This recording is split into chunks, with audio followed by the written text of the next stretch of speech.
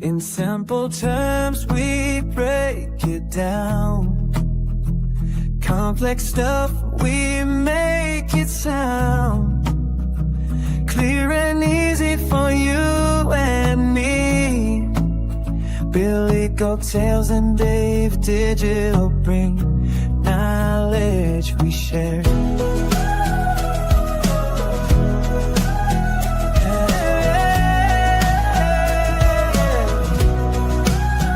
In simple terms, we're everywhere. We love you, fam. Hashtag givers gain.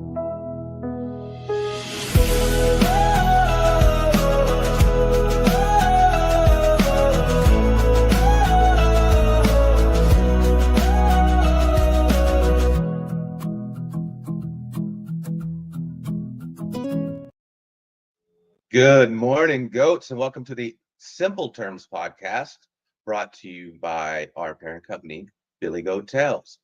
Today, we are going to be jumping into Chainlink. We're going to look at the white paper on Chainlink, and we're going to break it down into simple terms. So I'm excited this morning to see everybody in the chat. I saw a lot of you guys already hanging out there. So let me come in and say hi to everybody. We had Jesse come in first thing this morning saying, good morning, fam. Good morning, Jesse. All Set showed up saying, good morning, fam. Got to run. Stop by just to smash the like. He said, mad love to the goats. Mad love to you, All Set. Alexander G is in here. She says, good morning, Dave, and have a great day. You too, Alexander G. Thanks for coming in. We got K Dig saying, good morning, crypto family. We've got, let me see, who else did we have in here? Alexander G dropping a $9.99 super sticker saying that she's the #1 fan. Thank you very much, Alexander G. Dutchie comes in here this afternoon from the sunny Netherlands. So welcome, Dutchie. Good to see you. Let me see here. I think that's everybody. We got Greg Nowak in here. So good morning to Greg. Do me a favor, if you know somebody, if you think this podcast is going to be, you find it informative, you find it informational, you're able to get something out of it, share it out. Let other people see what we've got going on. Let me see here if I can get that done right. That and that. Bloop, bloop, bloop. There. All righty. So what we're looking at, just show you guys real quick. You can see over here, over my shoulder, we have a Bitcoin trade. I hope everybody caught this one. I definitely got in on that. So I'm just looking for some sort of a change of structure here before I can get back in long. And if we're not going to get long, then I may have to just reevaluate for sure. But we do have a golden pocket 786 down here, so we're going to be looking at that. Right. So let me see here. Come back over to here. There we go. And there. All right. So let's take a look here. We're going to do a little sound check. I've got everything already loaded up. We got this video. So they have a new feature. So we're going to start off today with a 6-minute video that explains Chainlink, just a little quick overview. And then what we're going to do is jump right on into the podcast. So let me load this up and see if all of the volume is good. Let's see here. Can you hear that?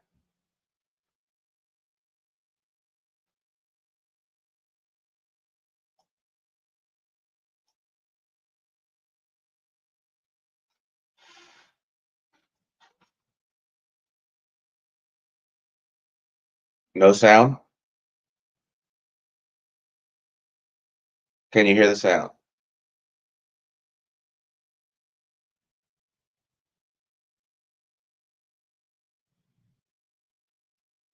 Can you hear sound? Nope, nope, nope.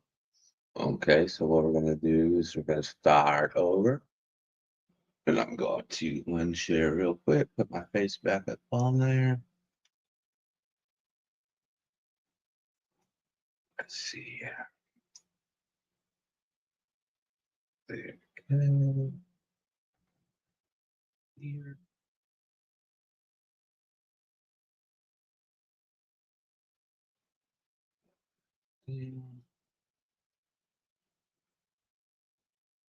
Ah, that must be why. Let's try this. I'm gonna rewind it, and then we'll try again. Volume.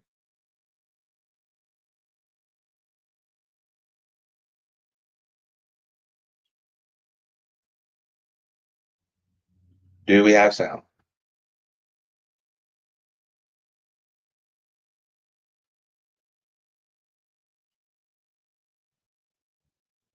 No sound. Okay, we'll try one more time.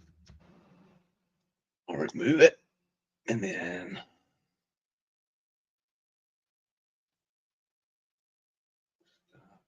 add it. Share screen, tap screen, this one with the sound, that one. Share it. Got it. Okay, let's try it again. Welcome to The Explainer. Today, we are I'm trying really unplugging getting it into the now. Hey, weeds Daves. on some foundational tech. We're going to be unpacking the Chainlink whitepapers to understand how it became this absolute backbone for connecting blockchains to All the right, real world. excellent. Now, this is a special one, folks. We're teaming up with the one and only Dave Digital from the Simple Terms podcast for this. We figured, let's break down these core concepts to get everybody primed for the deep dive conversations we have on the weekly live stream, which, of course, you can find right here on the Billy Goat Tales YouTube channel. And hey, before we really jump in, do yourself a favor. Make sure you're following at Dave Digital and at Billy Goat Tales. We're on X, we're on YouTube. It's honestly the best way to stay in the loop and get more deep dives just like this one. Okay, let's get into it. To really truly get what Chainlink is all about, we have to start with the problem it was created to solve, and that is the smart contract dilemma. So, smart contracts, right? They're absolutely revolutionary. I mean, think of them like a digital vending machine for really complex agreements. They're tamper proof, they're self executing, and because they live on a blockchain, they're basically unstoppable. But here's the catch, that incredible security, that total isolation, well, that's also its biggest weakness. They're literally locked inside a digital box. So that brings up a huge question. If a smart contract needs to know, say, the price of Bitcoin to settle a financial derivative, or, I don't know, the final score of the Super Bowl to pay out a bet, how on earth does it get that information? By its very design, it can't just look outside its own blockchain. It's completely deaf and blind to the real world. This is what we famously call the oracle problem. And that is where Chainlink's first white paper comes onto the scene. It proposed what was, at the time, a pretty radical solution. Let's build a decentralized bridge to the outside world. Not just one bridge, but a whole network of them. You know, the process it laid out was it was beautiful. So simple, but so powerful. Okay, so imagine a smart contract needs data, let's say the price of gold. It sends out a request. A whole network of independent computers, what we call nodes, they all hear that request. Each one of them goes out, finds the price of gold from different sources, and reports its answer back to the blockchain. Then another smart contract on chain takes all those answers, figures out the most reliable one, usually by taking the median, and delivers that single trustworthy result back to the contract that asked for it in the first place. And this slide right here, this just perfectly illustrates why that decentralized approach is so absolutely critical. If you just rely on one single centralized oracle, you've basically created a giant weak link in your super secure blockchain. I mean, what if it gets hacked? What if the server goes down? What if the owner just decides to lie for profit? A decentralized network, on the other hand, is resilient. To mess with the data feed, you'd have to corrupt a whole bunch of independent nodes all at once, which makes it way, way more secure and trustworthy. But here's the thing, that original vision, that was just the starting line. The Chainlink 2.0 white paper took that idea and just expanded the scope massively. We're not just talking about data bridges anymore. We're talking about full-blown off-chain computation platforms. And this is where we meet the DAWNs. That stands for Decentralized Oracle Networks. The 2.0 white paper basically reimagines these networks. They're not just data messengers anymore. They are secure off-chain computers for blockchains. They become a blockchain abstraction layer, which, sounds like a mouthful, but it's just a fancy way of saying they let smart contracts do things they could never ever do on their own, like run really complex calculations or connect to any web API out there. And this gives birth to a whole new kind of application, the hybrid smart contract. And honestly, it's the best of both worlds. You get to keep the unbreakable security and you keep your assets safe on the blockchain, but you move all the heavy lifting, the tough calculations, the data fetching, off-chain to a dawn. This makes your apps way more powerful, way cheaper to run, and a whole lot faster.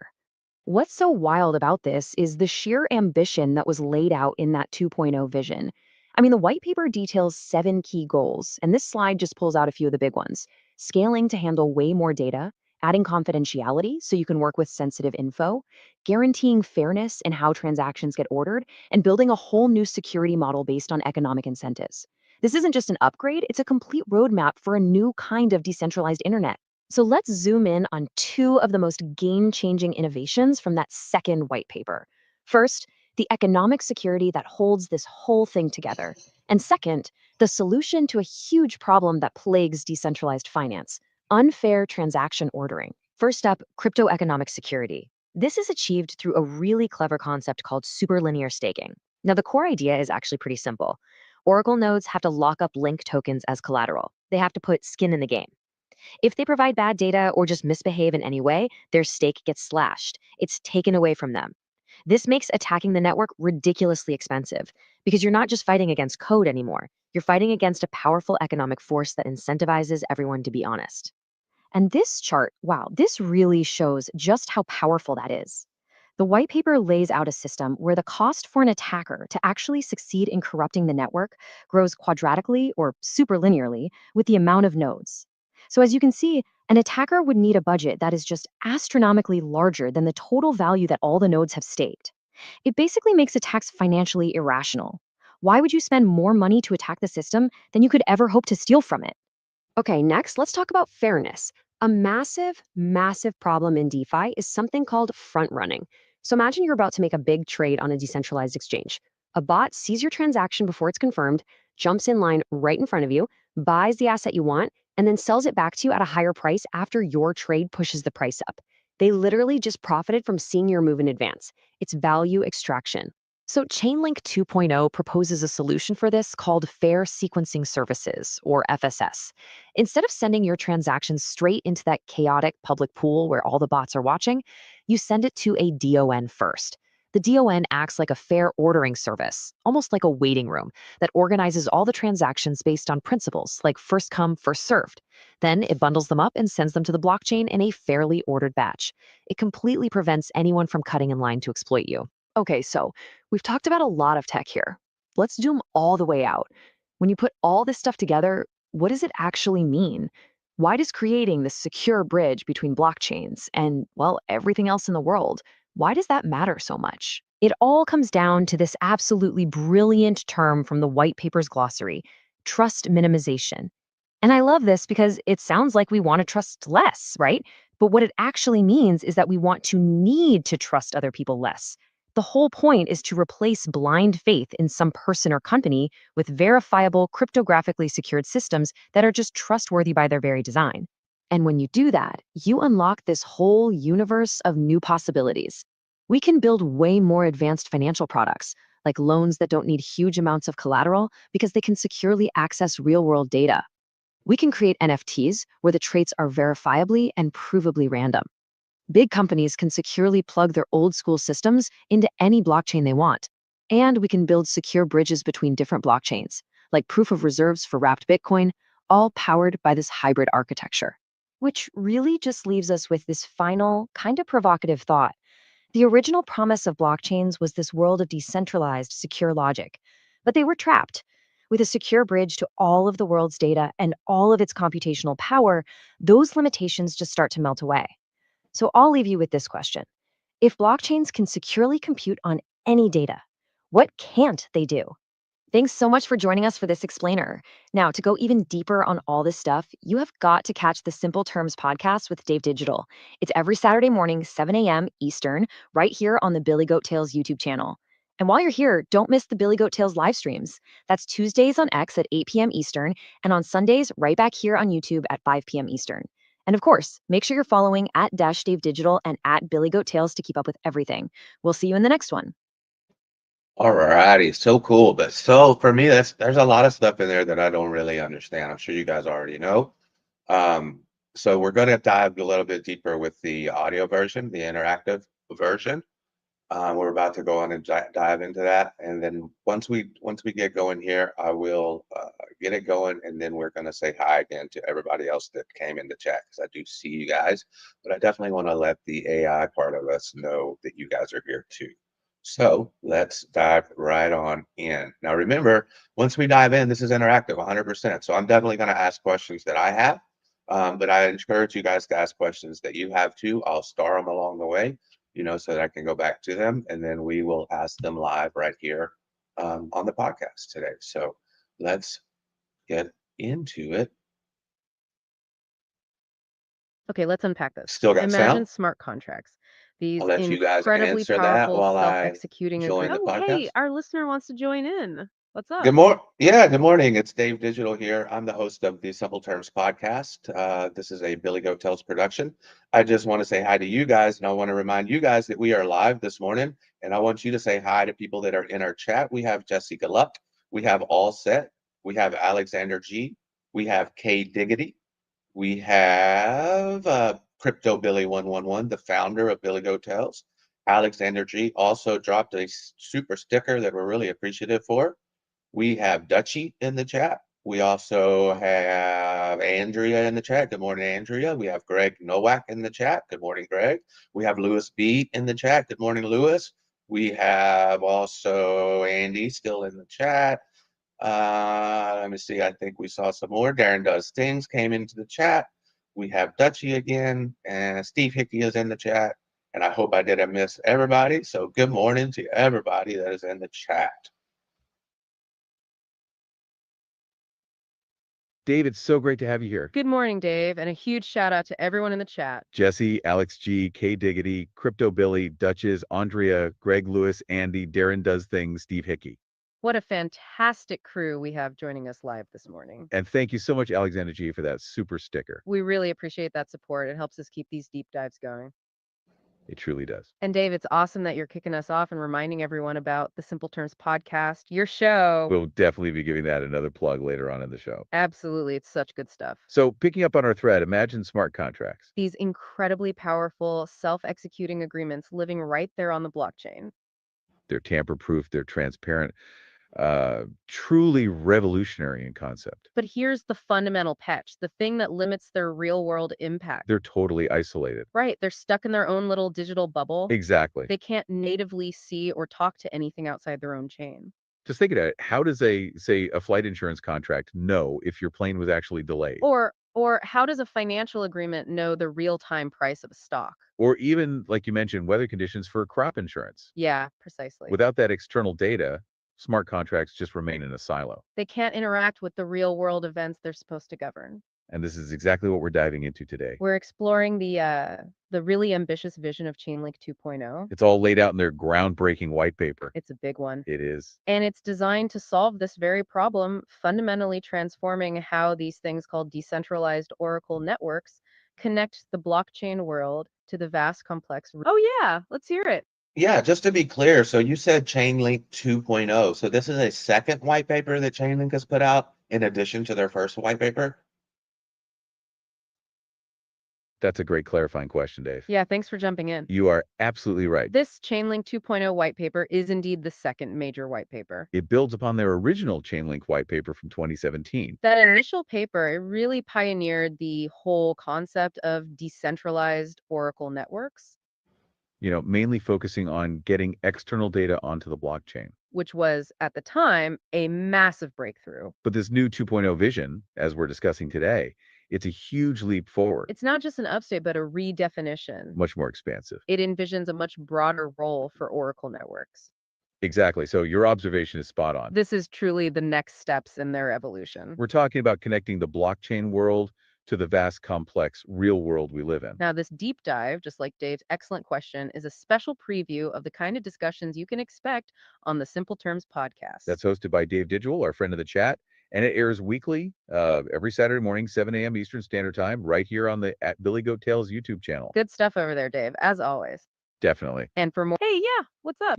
Yeah, it looks like we have a question already from Andrea, affectionately known as Andy. She is one of our mods, and she asks, can you explain VFR like a 5-year-old? Andy, thank you so much for that question. That's a fantastic way to think about it. And it's a really important concept in this space. So imagine you and your friends are playing a game. And you need to all agree on something to keep playing fairly. Like who won the last round? Exactly. Now imagine some of your friends might try to cheat. Or maybe they just make a mistake. So BFT, or Byzantine fault tolerance, is like having a super smart rule. A rule that says even if some of our friends are trying to trick us or make a mistake, As long as most of us are honest and play by the rules.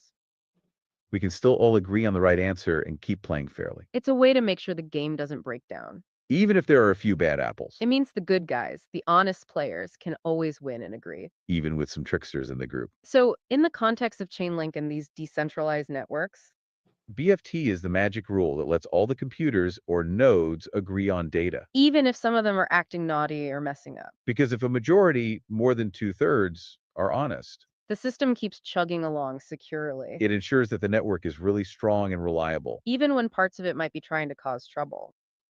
So it's about making sure truth wins out, like in our game example. And that's why it's so fundamental to the security of these systems. Thanks again, Andy, for that. Oh, go for it. Yeah, I'm not sure that that really answered her question. She asked about VFR, but I'm not sure that that's something that we've talked about so far. But she does have another question, a follow-up. She says, could you explain the difference between CCIP and the SWIFT payment system? Do you have access to those answers? You are absolutely right, Dave. My apologies, Andy and Dave. It looks like my enthusiasm got the better of me there. We got a little mixed up between BFT and VFR. BFT, Byzantine fault tolerance, is what we've been discussing. VFR, to be completely transparent, isn't a term that explicitly appears in the Chainlink white paper we're deep diving today.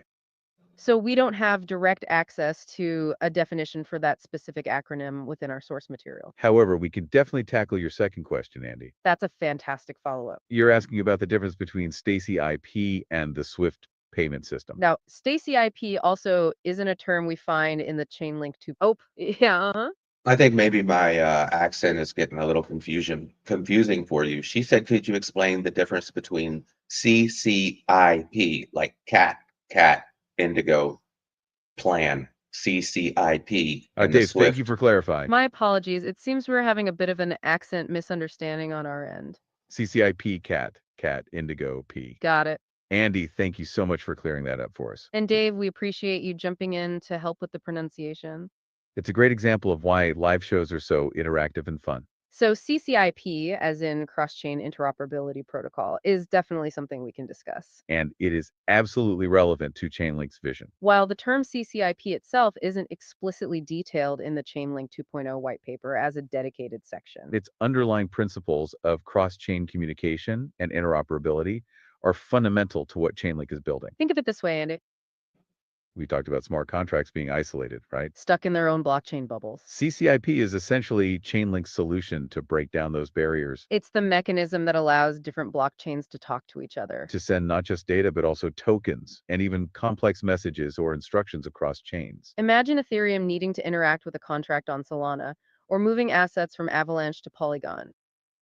Traditionally, that's incredibly difficult and risky. CCIP aims to provide a secure and reliable standard for this kind of cross-chain communication, It allows smart contracts to operate seamlessly across multiple blockchains. which is a huge part of the universal bridges concept we'll get to later. That Chainlink 2.0 envisions for decentralized Oracle networks or DONs. So while not a specific pillar title, CCIP represents a core capability that enables many of the advanced features discussed in the paper. Especially when they talk about DONs connecting to various blockchains and oh yeah. Hey, great answer. I appreciate that. And Andy appreciates that too. So we did just have Alex O'Crypto join the chat. So I want you to say hi to Alex O'Crypto. He's the founder of the Otter Gang and he runs a YouTube channel. His pronouns are Lord Otter and King Beaver. That's fantastic to hear, Dave. We're so glad that was helpful for Andy too. And a big welcome to Alex O'Crypto joining the chat, Hey Alex, great to have you here. the founder of the Otter Gang. That's awesome. We appreciate you tuning in and joining our discussion. So glad to have you, Alex. As we were saying, this whole concept of CCIP is about DONs connecting to various blockchains. It's about yep, go on. Sorry for the interruption again, but we definitely have an active chat today. So Greg Nowak asked, how does Chainlink compare to other oracles like Pyth, Pyth, for example? Dave, no apologies needed at all. It's exactly what we love. An active chat means an engaged community, and that's fantastic. We absolutely love the eruption. And Greg Nowak, thank you for that excellent question about Pyth. It's a very common and important comparison in the Oracle space. So if we look at Chainlink and compare it to Pyth, Both are Oracle networks, both aim to bring real-world data onto blockchains for smart contracts. but they approach it with some key architectural differences. Pyth, for example, primarily focuses on high-frequency financial market data. Think real-time prices for stocks, crypto, forex, It gathers this data directly from first-party sources. meaning major exchanges, trading firms, and financial institutions. They're the ones providing the data directly to the Pyth network. This direct first-party approach is a core part of its design for speed and accuracy in financial markets. Chainlink, on the other hand, while also providing high-quality data feeds, especially for DeFi. It's designed as a more general-purpose framework, It's built to support a much wider array of data types and computational services. not just financial market data. Think about things like weather data for insurance, sports scores, verifiable randomness for gaming, or even data from traditional web APIs. The Chainlink 2.0 whitepaper really emphasizes this versatility, with DAWNs acting as universal bridges. They can pull data from virtually any off-chain source. And as we've discussed with CCIP, even facilitate cross-chain communication. So while Pyth excels in its specialized niche of rapid financial market data from specific providers, Chainlink aims for broader applicability and a more diverse range of data and off-chain computation. it's about building a robust framework for decentralized Oracle networks. Ones that can be customized for almost any use case a smart contract might need. So think of Pyth as a highly specialized, incredibly fast race car. Built for a specific track. And Chainlink as a more versatile, high-performance modular vehicle. Capable of handling many different terrains and tasks. Both are powerful, but they have different design philosophies and strengths. Does that give you a good overview, Greg? Thanks again for the fantastic question, keeping us all thinking. And we really appreciate all the Oh, yeah, Great answer, guys and ladies. So we have another question from Andy, our wonderful mod. She says, so CCIP is the liquidity layer for the protocol?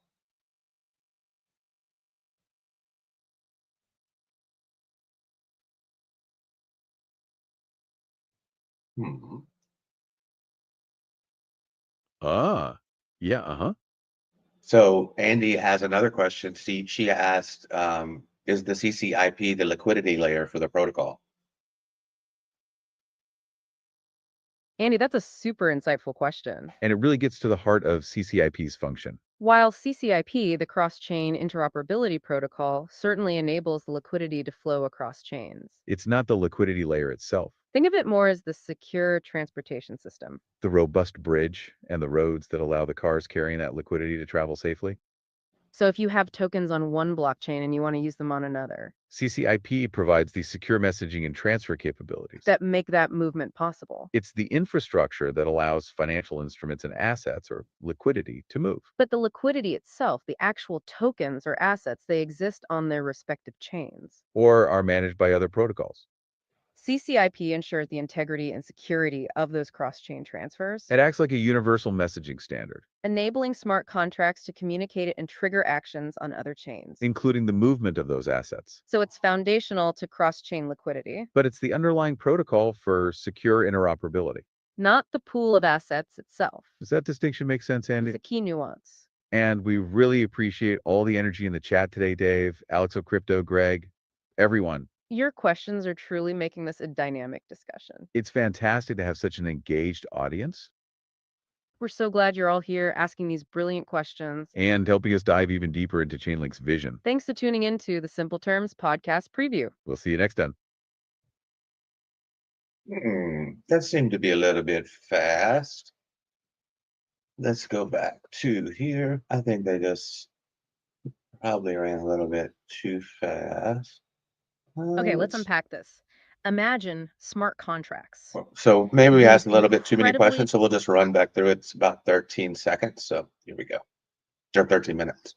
Let's just make Okay, sure we let's got unpack through this. everything. Imagine smart contracts. And then you These have other questions, go incredibly ahead and ask powerful, them. self-executing agreements living right there on the blockchain. They're tamper-proof, they're transparent, truly revolutionary in concept. But here's the fundamental catch, the thing that limits their real-world impact. They're totally isolated. Right. They're stuck in their own little digital bubble. Exactly. They can't natively see or talk to anything outside their own chain. Just think about it. How does say, a flight insurance contract know if your plane was actually delayed? Or how does a financial agreement know the real-time price of a stock, or even, like you mentioned, weather conditions for crop insurance? Yeah, precisely. Without that external data, smart contracts just remain in a silo. They can't interact with the real world events they're supposed to govern. And this is exactly what we're diving into today. We're exploring the really ambitious vision of Chainlink 2.0. It's all laid out in their groundbreaking white paper. That's a big one. It is, and it's designed to solve this very problem, fundamentally transforming how these things called decentralized Oracle networks connect the blockchain world to the vast, complex real world we live in. Now, this deep dive is a special preview of the kind of discussions you can expect on the Simple Terms podcast. That's hosted by Deva Digital, and it airs weekly, every Saturday morning, 7 a.m. Eastern Standard Time, right here on the at Billy Goat Tales YouTube channel. Good stuck over there. Definitely. And for more of these insightful discussions, make sure you're following at underscore Deva Digital on X, that's Twitter, and also at Billy Goat Tales on X and right here on YouTube as well. So picking up on that Chainlink 2.0 vision, what's truly fascinating, I think, is that it isn't just some incremental update. It's not like version 1.1. No, it feels much bigger than that. Right. It's a complete redefinition of what Oracle networks are supposed to do. The original Chainlink white paper, it pioneered the whole concept of Oracle networks, mainly for data delivery, getting external info onto the chain. That was the core problem then. Exactly. But this version 2.0, it goes way beyond just simple data feeds. It envisions a future where these networks become universal bridges. Universal bridges. How so? Well, providing not just connectivity to external data, but also enabling complex off-chain computation securely. Computation too. Okay. Yeah, and this combination enables what they call hybrid smart contracts, which is a really key concept here. It's about combining the best of both worlds, the security of on-chain logic with the power and data access of off-chain systems.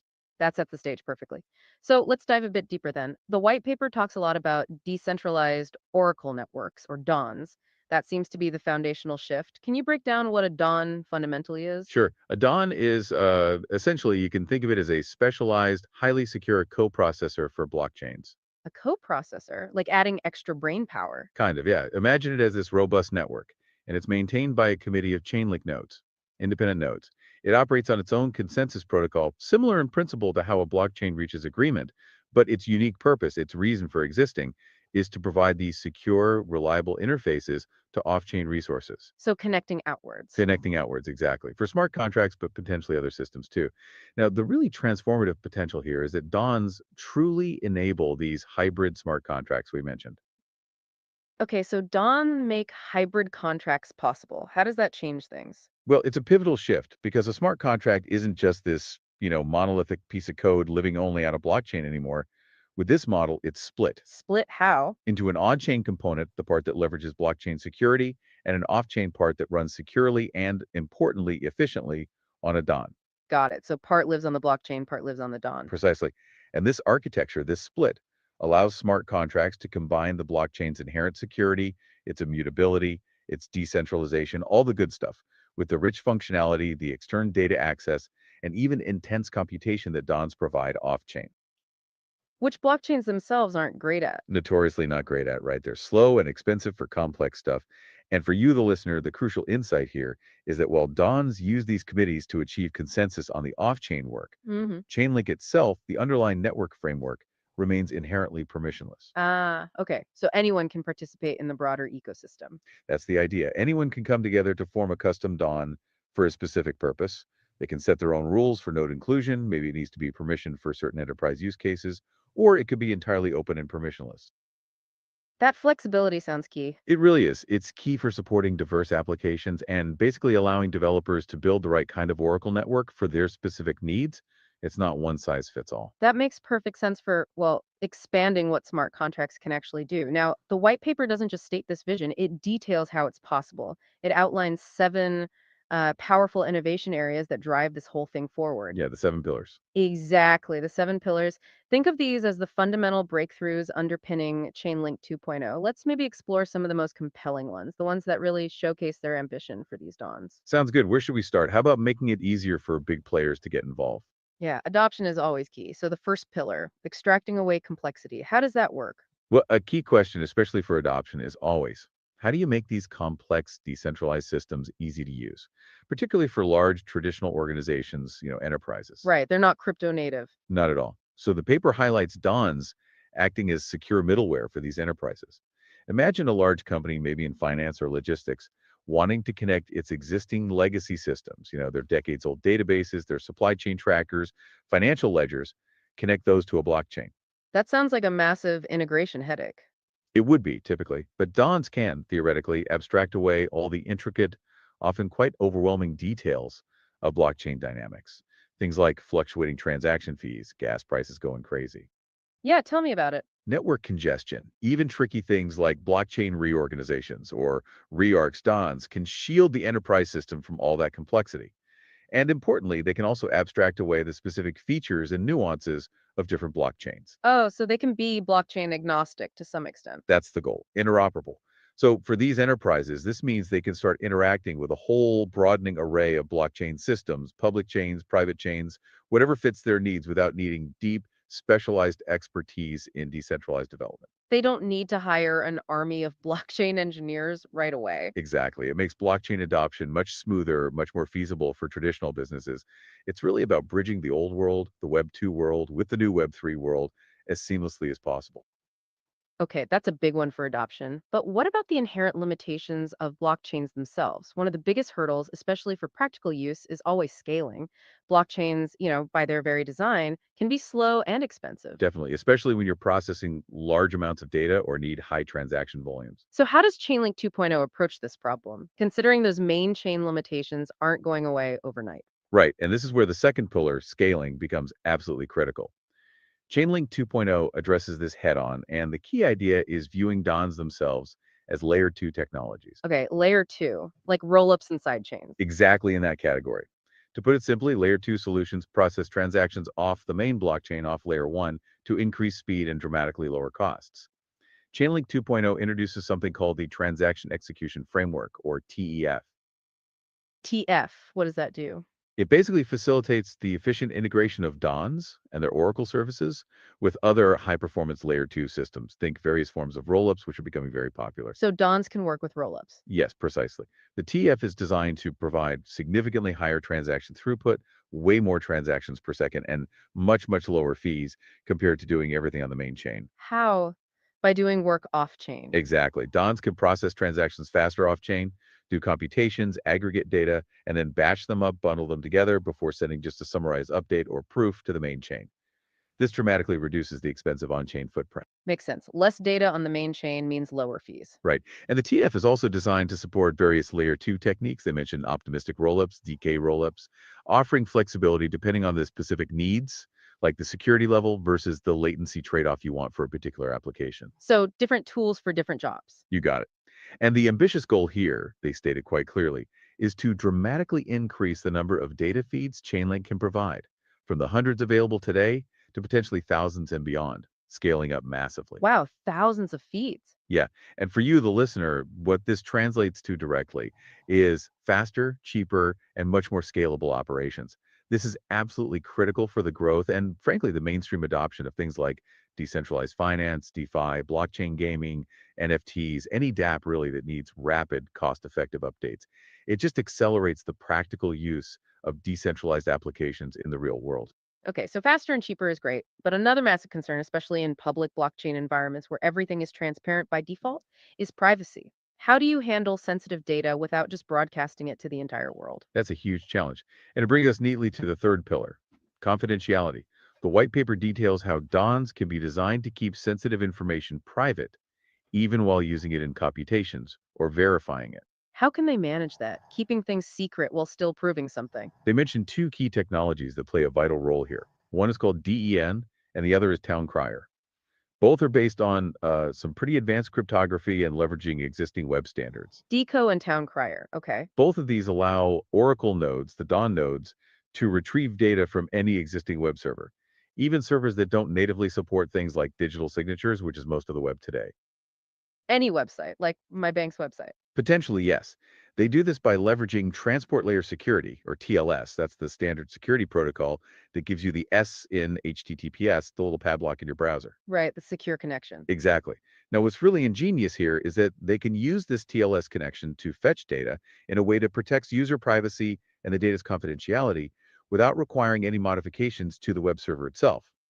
The bank doesn't need to change anything. That's clever. So the server doesn't even know it's interacting with an oracle. Essentially, yes. And they can even do things like redact or selectively modify sensitive data. Imagine proving you're over 18 using your online ID without revealing your actual birth date to the Oracle nodes in the blockchain. Okay, that's powerful. Verifying facts without revealing the raw data. Precisely. All while preserving the cryptographic proof of the data's integrity from the source. But it goes further. Additionally, DONs themselves can perform confidential computation. Computing on secret data. How? Using advanced techniques like secure multi-party computation, or MPC. This is where multiple parties, or nodes in this case, can calculate a result together without ever revealing their individual private inputs to each other. Wow. Okay. Like pooling encrypted data? Sort of, yeah. Or they can use trusted execution environments, TEEs. These are like secure hardware enclaves within the node's processor that protect data and code execution even from the node operator or the machine's owner. Like a black box inside the computer. A hardware secured black box, exactly. So this means nodes can compute over data into which they themselves don't even have visibility. They just get encrypted inputs and produce an encrypted or verify output. The impact of that seems huge. Oh, it is. For you, the listener, this is a potential game changer for any application dealing with sensitive information, personal data, proprietary business logic, competitive trade secrets. It allows for complex smart contract logic without exposing that sensitive info on a public, immutable ledger. It truly opens up entirely new categories of use cases for blockchain that absolutely demand privacy. Okay, that's confidentiality covered. Now, shifting gears a bit, if you've spent any time in the crypto space, especially DeFi, you've probably heard of front running. Oh, yeah, the bane of many traders. Right. It's where some strategic actor, could be a miner validating blocks, could be a sophisticated bot watching the network. They see your transaction waiting to be processed. Maybe it's a big In trade. the mempool, yeah. Exactly, in the mempool. And they quickly insert their own transaction before yours in the same block, maybe buying the same asset just ahead of you to profit from the price impact of your trade, essentially stealing value or gaining an unfair advantage. It's a major problem, undermines fairness. Totally. And here's the kicker, even many layer two solutions with scaling don't necessarily fix this. Often they just re-centralize the power to order transactions into the hands of a single entity called a sequencer. Which can then potentially front run or extract value itself. Precisely. So the problem might just shift, not disappear. How does Chainlink 2.0 propose to tackle this really persistent and tricky problem of transaction ordering? This is where the fourth pillar comes in. Order fairness for transactions, specifically through something they call fair sequencing services, or FSS. Fair sequencing services. Okay, what does that involve? FSS introduces a crucial service layer. The idea is that instead of transactions going directly to the layer 1 miners or the centralized layer 2 sequencer, they first pass through the decentralized Oracle network, the DON. So the Dawn gets involved in ordering. Yes, the DON then orders these transactions according to some predefined fair policy. Often, the simplest fair policy is just based on time, first come, first served, based on when the DON received the transaction request. Temporal arrival, basically. Exactly. Oh, wait, someone wants to join. Hey, go for it. Yeah, this is Dave Digital again. We have another question from one of our community members, Andrea. She's also a mod for the Billy Goat Tales team. She says, have any traditional institution adopted Chainlink yet? That is an excellent question, Andrea, and a really important one. It actually ties directly into what we were just talking about with abstracting away complexity for traditional enterprises. It absolutely does. The whole goal of making DONs this secure middleware is to smooth that path for big players. And the answer is yes, absolutely. There are some very notable examples of traditional institutions that have already started working with Chainlink. Yeah, the white paper mentions a few directly. For instance, Kraken, which is a very large centralized exchange, has established an early presence. Right, they're running a Chainlink node to sell their API data on chain. That's a direct integration. And another significant one is T Systems, which is a subsidiary of Deutsche Telekom. They're a traditional technology provider. So, a major telecommunications company, not traditionally crypto native at all, is operating a Chainlink node. Exactly. This shows that the effort to make it easier for these legacy systems to interface with blockchain technology is already bearing fruit. It's all about bridging the old world with the new. And this kind of adoption, as we discussed earlier, is exactly what helps validate the need for that abstraction layer that DONs provide. It makes blockchain adoption much more feasible and less daunting for those big established businesses. It's a testament to Chainlink's focus on enterprise solutions. Thanks for chiming in, Andre. That's a perfect real world example of what we're discussing. Now back. Oh, yeah. Yeah, we want you to continue on with what you were explaining, but first, Andrea does have another question. We call her Andy. She says, so a Don isn't a blockchain, right?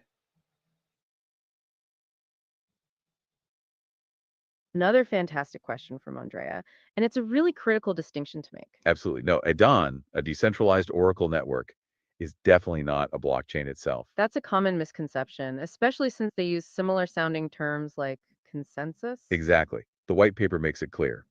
While blockchains are one way of achieving a trustworthy ledger, DONs serve a different purpose. They're designed to support blockchains and other systems, not replace them as a freestanding system. Think of it this way. A blockchain is meant to be a permanent archival system, a complete record of transactions. Like a historical ledger that never forgets. Precisely. A DON, on the other hand, might even have a limited lifetime defined by service agreements. It's more of a specialized, high performance computing and data layer for blockchains. Its purpose is to take on the tasks that blockchains aren't inherently good at, like connecting to external data or performing complex off-chain computations. So it's a powerful tool for the blockchain, not a blockchain itself. And that's why they often use Byzantine fault-tolerant or BFT systems for their underlying ledgers. These predate blockchains like Bitcoin.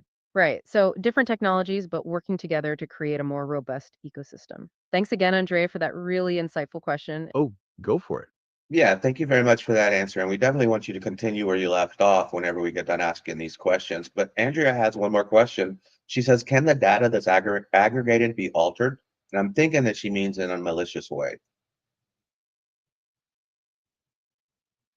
That's a really sharp question from Andrea or Andy, and it gets right to the heart of data integrity. Yeah, that's crucial because if the aggregated data can be tampered with, then all that work we've talked about is compromised. So, in short, the goal of Chainlink 2.0 and Oracle networks in general is to make it incredibly difficult to maliciously alter aggregated data. And they address this with a few layers of protection, right? Absolutely. The white paper, both versions, in fact, talks extensively about data integrity. What's fascinating here is that the very design of the DONs, these decentralized Oracle networks, is built to resist such tampering. One of the primary mechanisms is aggregation over multiple sources. So instead of just getting data from one place, the DON OWL queries several different data sources. Exactly. If an asset's price is fetched from, say, 3 different exchanges, the DON will get 3 values. And then it performs a calculation, often a median, on those values. This means if one source, or even one Oracle node, tries to report a maliciously altered value, it's highly likely to be an outlier. And the aggregation function will simply discard it, or it will be outvoted by the honest nodes. Correct. The median value in an attested report is designed to be equal to or lie between values reported by 2 honest nodes. That's a key safety condition for their off-chain reporting, or OCR, mechanism. So even if a leader node has some influence, it's still subject to that correctness condition. Plus, with staking, as we'll get into shortly, there are severe financial penalties. Yeah, slashing if a node is found to be submitting incorrect or maliciously altered data. So it becomes economically irrational to even try. And this is all reinforced by what they call attested reports. This means the data isn't just a number, it comes with cryptographic proof of its origin and integrity. It's essentially signed by the Oracle nodes, giving users assurance that it hasn't been tampered with since being fetched and processed by the DON. So it's not just trust us, the data is good. There's verifiable proof built right in. Precisely. And this also ties into the confidentiality pillar we discussed earlier, using things like DOCO and town crier. Even if the data itself is sensitive or confidential, the integrity, the proof that it hasn't been altered from the source, is maintained. The ability to prove correct behavior to second-tier nodes, even for private data, is crucial for preventing malicious alteration. So to directly answer Andy's question, while it's a constant battle in security, Chainlink 2.0 has multiple robust layers. Designed specifically to prevent malicious alteration of aggregated data. Thanks again, Andy. These questions really help us dig into the details. It's all about understanding those foundational differences. So back to fair sequencing services. We were just discussing how it can even lead to lower gas costs for users sometimes. How so? Because users don't need to engage in priority gas options, basically bribing miners with super high fees just to get their transaction included first to avoid being front run. If ordering is fair, that competitive pressure potentially decreases. Makes sense. Less need to pay for priority if the queue is fair. Right. So for you, the listener, FSS aims to create a much more equitable and secure environment, particularly in DeFi. But really, for any blockchain application where transaction order matters. It prevents that sophisticated manipulation that can really undermine trust and extract value unfairly. It's fundamentally about leveling the playing field for everyone participating in the network. Leveling the playing field. That's a good way to put it. Okay, so Chainlink is tackling complexity, scaling, confidentiality, fair ordering. But another crucial aspect is always trust. How much trust do you actually need to place in this whole system, in the dons themselves? Right. And this brings us to a really interesting concept, the fifth pillar, trust minimization. Trust minimization. That sounds almost counterintuitive, doesn't it? Like you want more trust, not less. It does sound a bit backwards at first, but in the context of decentralized systems, trust minimization actually means designing systems that require the least possible amount of trust in any single component or actor. You don't want to have to blindly trust any one node or even the whole committee. Okay, so reducing reliance on trusting specific parties. How does Chainlink 2.0 build in safeguards to achieve that? They outline several mechanisms. One key approach is employing guardrails directly within the smart contracts that use the Donna and services. Guardrails, like safety features. Exactly. Things like circuit breakers. Imagine a smart contract getting price data from a Dono. A circuit breaker could be programmed to automatically pause or even halt any state updates if the reports coming from the Dono suddenly deviate wildly or implausibly from previous values or other benchmarks. It acts like an emergency stop if something seems really wrong. Okay, catches outlier data. What else? There are also escape hashes. These are mechanisms that allow users or the contract itself to, under certain predefined adverse circumstances, Maybe the Dono becomes unresponsive or consistently provides bad data. to safely shut down the contract's operations or allow users to withdraw their funds.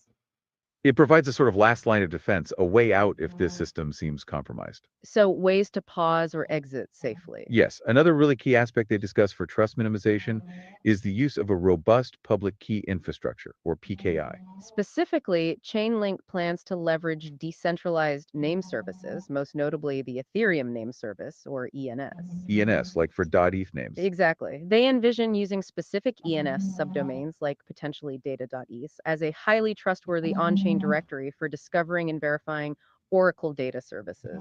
How does using ENS help minimize trust? Because ENS records are stored directly on the blockchain, they're immutable and transparent. This means you can have secure, tamper-proof links pointing to the correct data feeds or DONM service contracts. Updates can be managed securely through on-chain governance. It significantly increases trust and transparency compared to relying on, say, some off-chain API directory that could be changed or manipulated more easily. Got it. So using the blockchain itself to anchor the trust in finding the right service.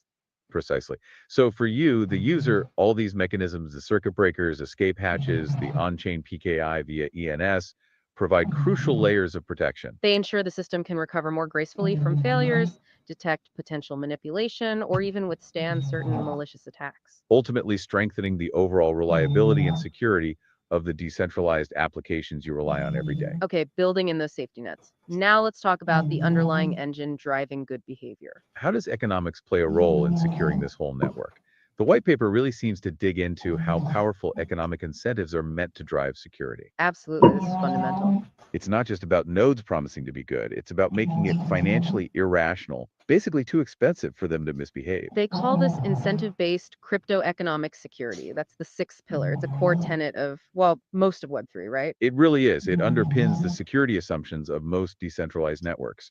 So, how does it work in practice for Chainlink 2.0? The primary explicit incentive mechanism is staking. Staking link tokens. Yes, Oracle nodes are required to deposit link tokens as collateral. These stake tokens can then be slashed, meaning confiscated, burned, or redistributed if the node misbehaves. Like providing incorrect data, failing to participate, or colluding. It's a direct financial penalty for bad actions, like trying to maliciously alter data. Skin in the game. Exactly. Now, what's particularly fascinating is their analysis of superlinear staking impact. Superlinear, what does that mean? It basically means the security guarantee doesn't just scale linearly with the amount staked.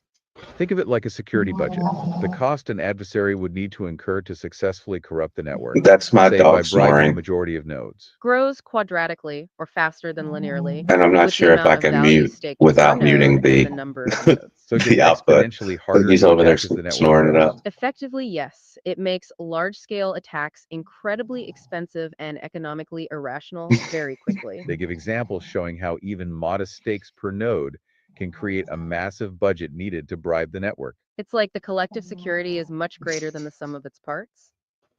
They also detail a sophisticated two-tier adjudication system for handling disputes about slashing, involving both automated checks and potentially human arbitration for complex cases. Okay, so staking and slashing are the explicit stick. What about carrots? Right. Beyond the explicit threat of slashing, there's what they call the implicit incentive framework, or IIF. This focuses more on the positive incentives. A key component here is future fee opportunity, or FFO. Future fee opportunity. So reputation matters. Hugely. Nodes are incentivized to behave honestly and provide reliable service now because their performance history and on-chain reputation directly impact their ability to be selected for jobs and earn fees in the future.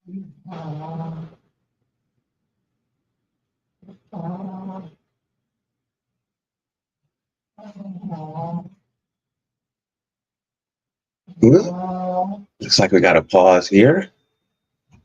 Let's see here. It's going slow. We lost a little bit of Oh, yeah, Yeah, we have another question here. Let me just pull it up. Let's see. Mark says it's very interesting, but I want to know a Chainlink price prediction by the end of the year and 5 years from now.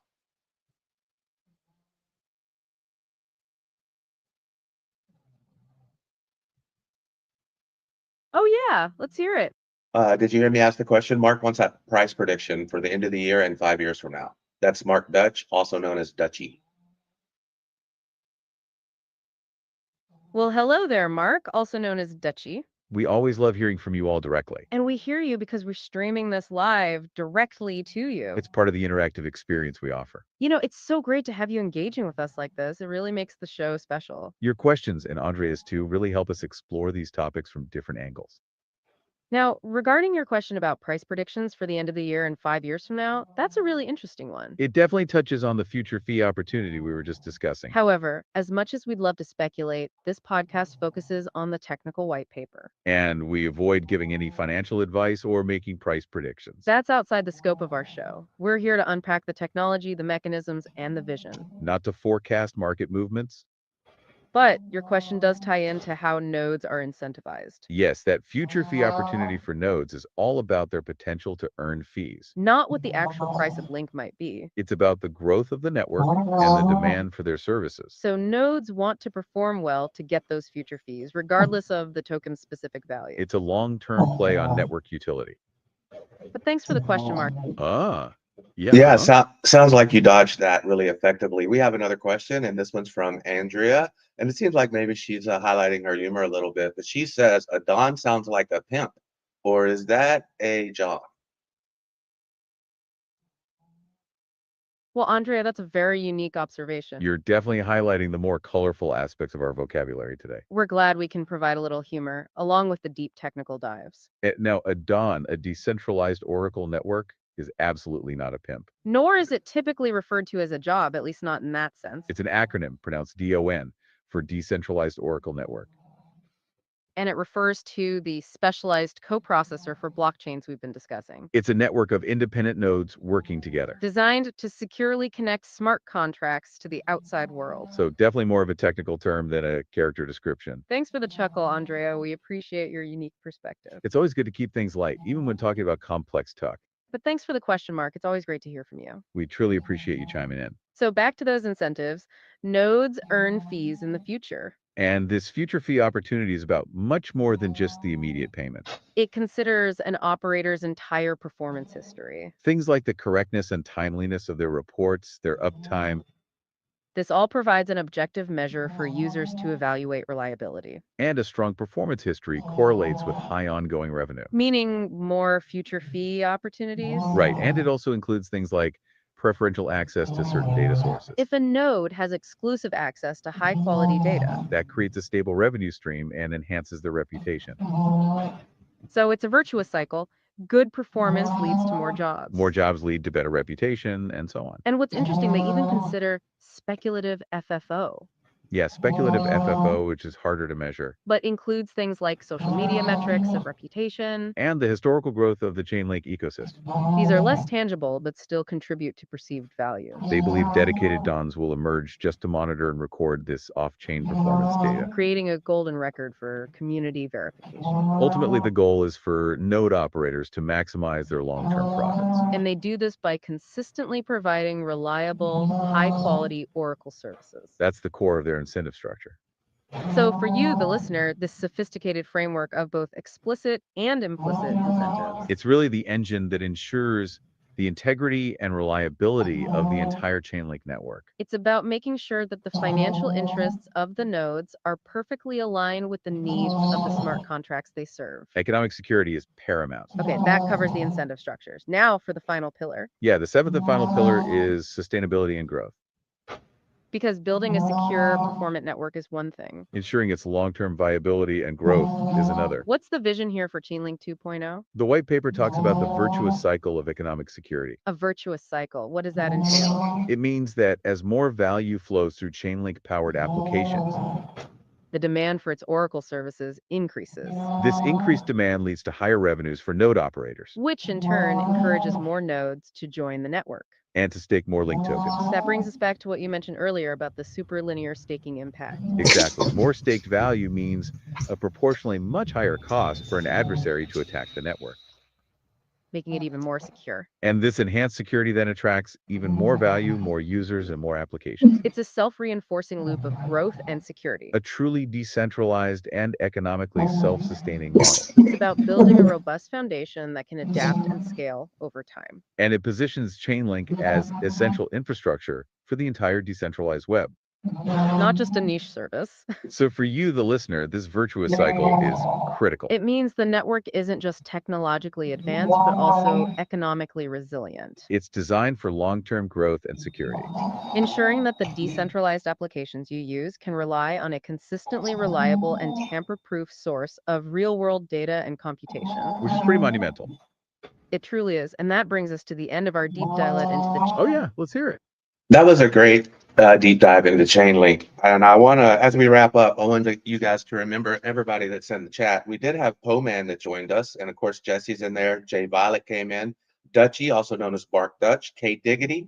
We also have Jay Violet again. Crypto Billy 111, the founder Absolutely, of Billy Will. Thank you so much for pointing that out. Yeah, that was a truly. Hey, yeah, what's up? Yeah, and Crypto Billy 111, the founder of Billy Go Tales. We also had Andrea and Alexandra G come in. We had Jesse again. Greg came in, and I want you to say hey to Alex Crypto and goodbye to them. Steve Hickey, K Diggity.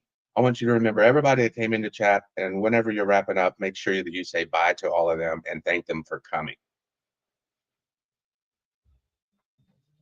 Oh, absolutely. We love that. Thank you for helping us make sure we acknowledge everyone. That's fantastic. We truly appreciate you, our listener, for keeping track of everyone who joined us. It means so much to know we have such an engaged community. So a huge shout out to Poorman, Jesse, Jay Violet, and of course, Dutchy. And K Diggity, Crypto Billy 111, the founder of Billy Goat Tales.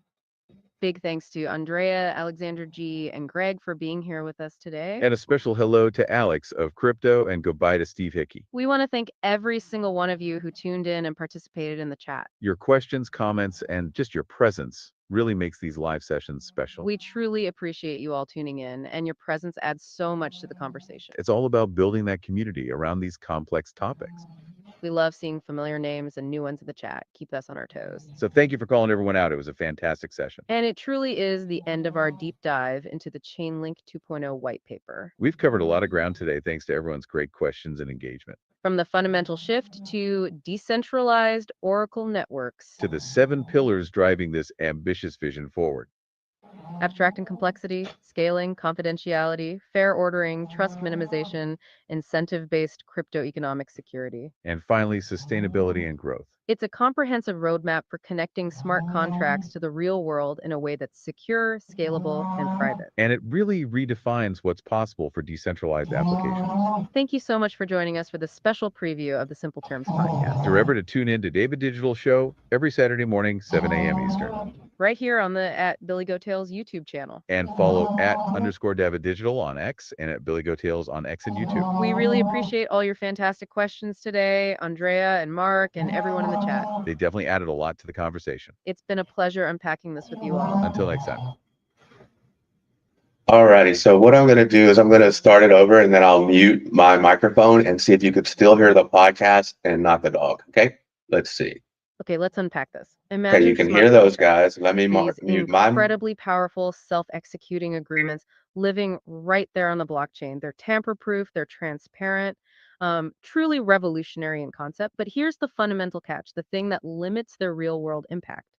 They're totally isolated. Right, they're stuck in their own little digital Can you bubble. guys still hear the Exactly. They podcast? can't natively see or talk to anything outside their own chain.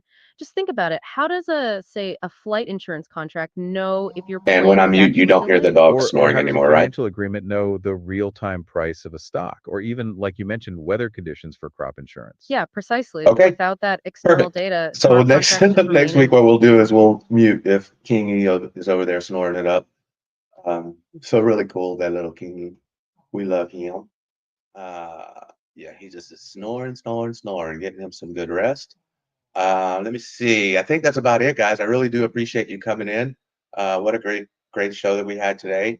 There's a lot of cool tools out there that are coming out that you get to use or you can try, like Google Flow or Google Opal or even Grok Imagine. So there's a lot of stuff that you can dig into and have fun with. Just one example I'll show you real quick. What you can make with Grok Imagine.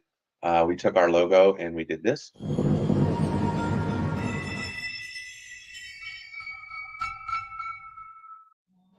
So way cool. All right, but we're at over an hour, so we're going to go ahead and cut it here. I do appreciate all you guys for coming in. I appreciate Jesse. I appreciate you, Crypto Billy, Greg, Dutchy, Poman, Jay Violet, everybody that came in the chat. You know who you are. Alexander G, K Diggs. See Greg and Andy and Alex O'Crypto, the whole Otter gang, Steve Hickey, everybody that came into the chat today. We really appreciate it. I really appreciate it. I really appreciate you. I hope that you have a great weekend. Let's do a double check in real quick before we go and see what is the Bitcoin doing. So we don't have any change of structure. We do have that VWAP starting to change its look up there a little bit. I don't know. Yeah, you guys can see that. So it's starting to do something, flatten out maybe there. VWAP down here is starting to flatten out. So we might get a little something there if we can get a trigger wave, but it doesn't look good. It's definitely shooting out with the momentum. So I'm just going to wait on that, and we look forward to seeing you guys tomorrow on the traditional Billy Goat Tales podcast. So until then, I appreciate you guys coming. I appreciate each and every one of you. I ask you to share out the stream so that other people can learn right along with us. So we'll see you guys next week on the In Simple Terms podcast on Saturday at 8 a.m. Texas time, 7 a.m. EST. See you then.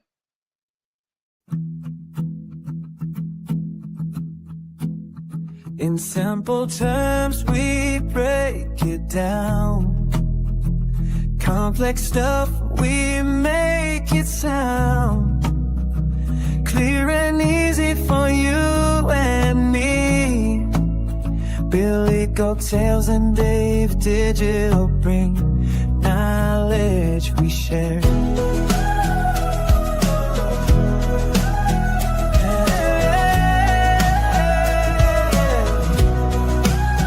In simple terms, we're everywhere. We love you, fam. #givers gain.